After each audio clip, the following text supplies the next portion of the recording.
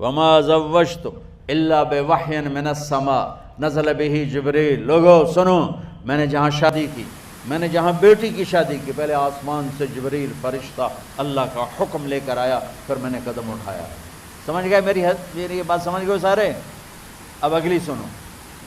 حضرت علی فاطمہ کا رشتہ لینے آ گئے، اور جبریل ان سے پہلے آ گیا کہ یا رسول اللہ فاطمہ علی کے لیے ہے.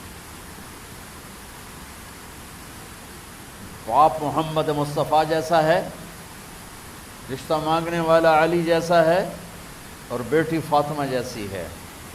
اور آپ پوچھتے ہیں علی کیسے آئے؟ وہ شرم کی وجہ سے کچھ کہہ نہ سکے، چپ. آپ کو تو پتہ تھا.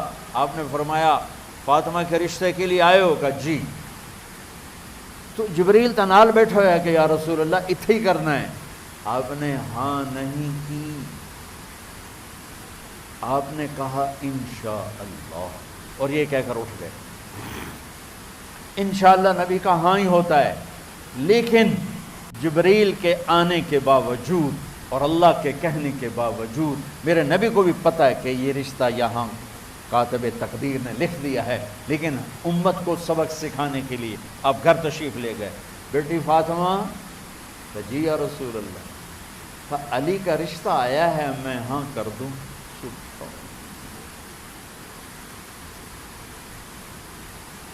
میں اپنے دیہاتی بچیوں پہ مجھے رونا آ گیا کہ جنہیں پتہ ہی نہیں ہوتا سانو کہیں دے نال بندے پہ جانور ہے یا انسان ہے. علی جیسا داماد، چلو علی کو چھوڑو، فاطمہ کو چھوڑو، جبریل آیا بیٹھا ہے، جبریل آیا بیٹھا ہے. اس کے بعد فاطمہ سے پوچھنے کی کیا بات ہے؟ جبریل آ کر کہہ رہا یا رسول اللہ، اللہ کہہ رہا فاطمہ علی کے لیے ہے اور علی فاطمہ کے لیے ہے، اور پھر آپ کہتے ہیں بیٹی فاطمہ ہاں کر دو. ہماری تو آج کی بیٹیاں انکار نہیں کرتی، چپ کر کے گاں ماش طرح بن چھڑ دن کلے نال.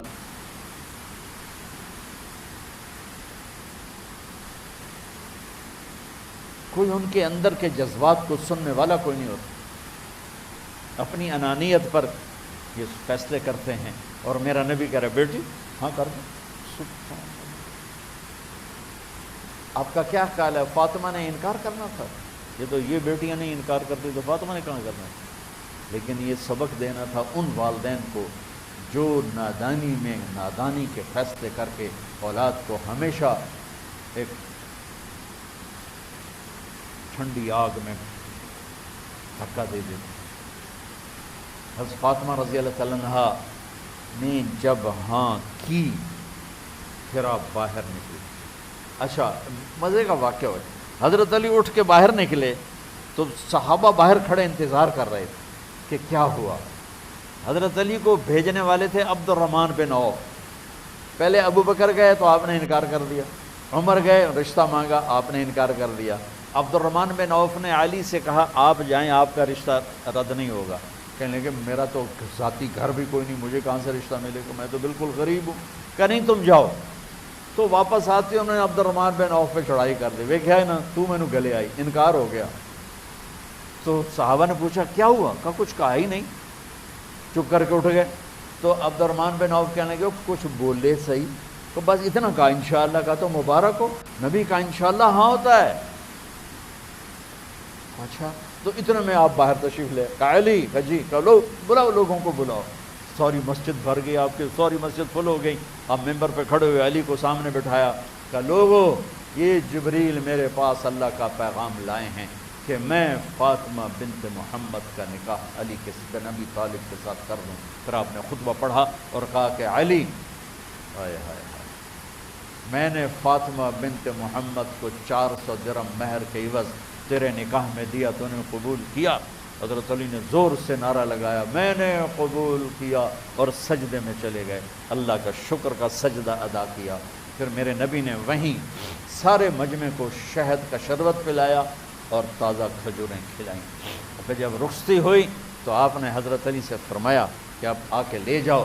پھر آپ نے حضرت ام سلمہ، حضرت حفصہ اور اور اور اور اور اور جناب حضرت عائشہ رضی اللہ تعالیٰ عنہ، ان تینوں کو بلا کر فرمایا تمہیں پتہ ہے نا مجھے فاطمہ سے کتنا پیار ہے، تو تم فاطمہ کو دلہن بناؤ، اس کی تیاری کرواؤ، اسے دلہن بناؤ. تو ان تینوں نے حضرت فاطمہ کو دلہن بنایا۔ پھر آپ نے حضرت علی کو پیغام بھجوایا، وہ تشریف لائے، اپنی اونٹنی لے کر آئے، حضرت عقیل ساتھ آئے، سلمان فارسی ساتھ آئے، اور دروازے پر اونٹنی بٹھائی، آپ علی کو اندر لے گئے اور یوں فاطمہ کا ہاتھ پکڑ کے علی کے ہاتھ میں دے کر فرمایا، علی تمہیں نبی کی بیٹی مبارک۔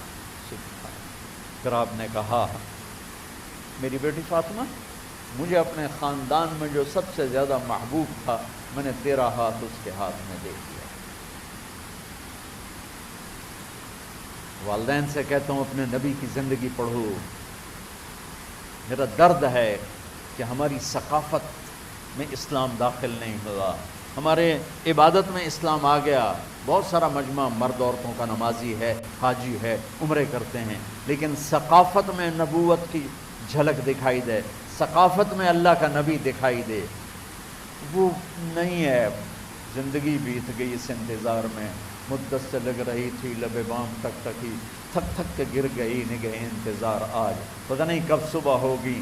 چلو کہتے تو جائیں، مجھے ہے اگرچہ بت ہیں جماعت کی آستینوں میں، مجھے ہے حکم اذان لا الہ الا اللہ۔ والدین کے ذمے ہے اولاد کو عزت دینا، ان کی سب سے بڑی خواہش میں ان کا احترام کرنا کہ زندگی انہوں نے گزارنی ہے، اور آپ کے ذمے ہے والدین کے آگے سر جھکا دینا۔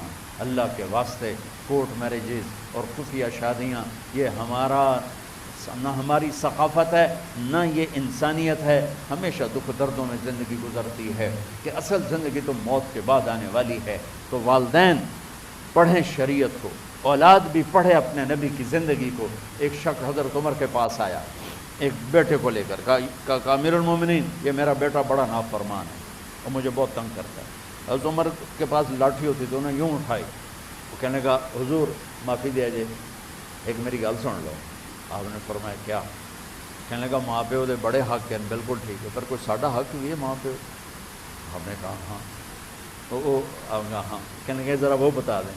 کا پہلا حق ہے اچھی ماں تلاش کرے، نیک عورت تلاش کرے۔ دوسرا حق یہ ہے نام اچھا رکھے۔ تیسرا حق یہ ہے اس کو قرآن کی تعلیم دے۔ کہا جی پھر سن لو حضرت جی، ایسا میرے پیو کو پوچھو، اس حبشی عورت نال شادی کر کے مینوں حبشی ماں دیتی، مینوں کوئی عرب ماں ہی نہیں لگتی، میرا پہلا حق اس مارا ہے۔ دوسرا سن لو، اس نے میرا نام جولان رکھا ہے، جولان گندگی کے کیڑے کو کہتے، اس نے میرا نام جولان رکھا ہے۔ اور تری سن لو، اس آج تے مینوں قرآن دی شکل نہیں وکھائی، حضرت عمر ہوئی سوٹا وہ دے سر تے پھیر دے گا، پہلے تیری مالش کراں پھر ایدی کر۔ تو آج کے والدین بھی اپنی اولاد کے بارے میں بہت بہت بہت غافل ہیں، اور اولاد کا بھی حال یہی ہے، کیونکہ ماں کیا ہے، باپ کیا ہے، اولاد کیا ہے۔